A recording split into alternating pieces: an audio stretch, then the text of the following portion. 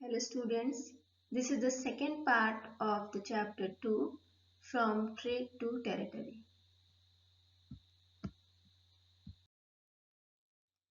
Aurangzeb was a last powerful Mughal ruler. He established control over a large part of the territory that is now known as India. As you are seeing on this map that Aurangzeb till the time of Aurangzeb this is the country. You can see this pink color on the map. So this pink color all over the area was under the Mughal Empire.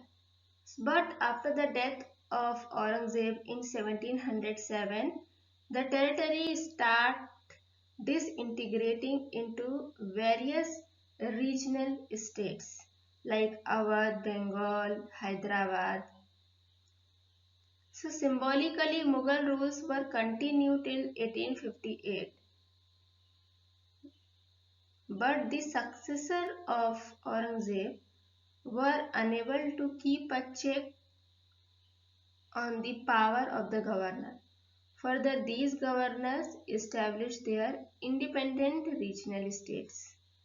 Like Nizamul Mulk Asaf Jah was the founder of Hyderabad. Sadat Khan was the founder of Awadh. Murshid Quli Khan was the founder of Bengal. In the same manner, other regional kingdoms also emerged on the land of India. So now you can see on this map the disintegration, the division of the Mughal Empire. Before that, the Mughal Empire was ruling all over the country, but after the death of Aurangzeb, his successors were very weak and they were unable to check on the power of the provincial governors. They got chance to get free and slowly and gradually they declared their independency from the Mughal Empire. So different regional kingdoms were emerged, like one of the regional kingdom was Awadh, next Bengal, then Hyderabad, then also this is Mysore, red color Mysore, and if you see in the northern portion there is a Sikh region. This area present time Punjab, Haryana. This region was under the Sikh people, and this dark blue color was of the Mughal. कि जो Mughals हैं उनका जो rule है वो कितने छोटे area में सीमित हो गया है and other part of the country was under a different kingdoms. So in 1600 the East India Company acquired a charter from the ruler of England, Queen Elizabeth I. Means when East India Company and this company came from Britain, England. When this company came into India at that time, Queen Elizabeth I was the queen of the England. So at that time, England has a monarchical system. So that's why king or queen used to rule on the country. So by getting this charter, the East India Company got the sole right to do trade with the eastern countries. Means no any other trading company from England could come to eastern countries to do trade. So with this charter the company could venture across the ocean looking for a new land from which they could buy the goods at a cheaper price and carry them back to England to sell at a high price. So basically East India Company was a mercantile company. Mercantile means a company who work for the profit, who buy the goods at a cheap price from the land where it is available in abundant amount and then sell it on another land where it is of a great demand. So these type of a company are called mercantile mercantile company. Okay, so as the British got the Royal Charter, so with the help of this Royal Charter, this Royal Charter only could stop the other company from England to enter into Eastern Company.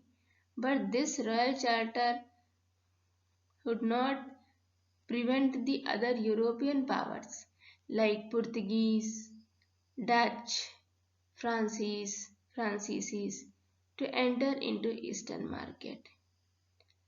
And this happened when British came into India. Uh, Means Portuguese are people from Portugal. They already present on the western coast of India, and they have their base in Goa. You already know, you have read about this, that Vasco da Gama was a person. He was a Portuguese explorer, means he was a native of Portugal, and he discovered the sea route to India in 1498.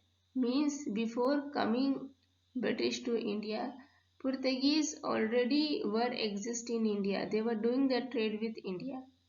Okay, and after these Portuguese and British, Franceses, Dutch also came into India in the search of trade. Why everyone were attracting toward the India? Because India had a good quality of cotton, silk, different type of spices like clove, cardamom, cinnamon, and these were of great demand in European countries. So everyone wants to buy it at a cheap price. Initially, this British East India Company was a trading company, and they were reluctant to acquire any territory. But as I told you that not only British company as well as French East India Company, Dutch East India Company, and Portuguese East India Company all were present in India, and all the companies wanted to buy the same thing because all of them were in a great demand in Europe. Because at that time, what's happened mainly, these European countries are lies in a cold hemisphere. Okay, most of the time they're covered with snow, so there is no agriculture land. So what are their means of livelihood? So the trading was a means of livelihood for them. So they always with the permission of their king or queen, they went on a long voyage, long journey, means through the ship route. They discovered the new land, and whatever things they got there, uh, means they get at a cheap rate or free of cost, and they went back to England and sell at a high profit. So with this they used to get the profit and were leading their life. So, when the competition started among the different European companies, this this increased the price of the goods that they want to purchase in India. So it was very difficult for them to increase their profit. So now the only way that this trading company could flourish was by eliminating their rival competitors. So therefore, all these company um, move into a fierce battle between the trading companies. They adopt different strategy and a method to stop other one to do a trade. Sometimes they sank each other's ships. They blockaded routes and prevent the rival ships from moving with their supply of the goods. After some time, trades were carried on with arms, and trading posts were protected through fortification. Fortification means they start making a high wall around their factories. So with this, at last, many battles were were fought among these among these European companies in India, and after that British became successful, and then only British was the only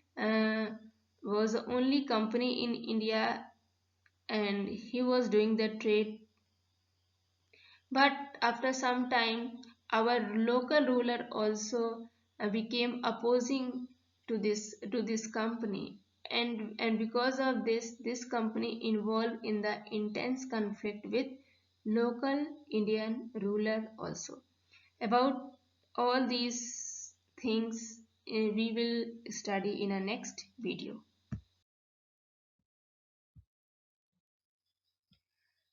So these are the practice questions for you. You do it. Thank you.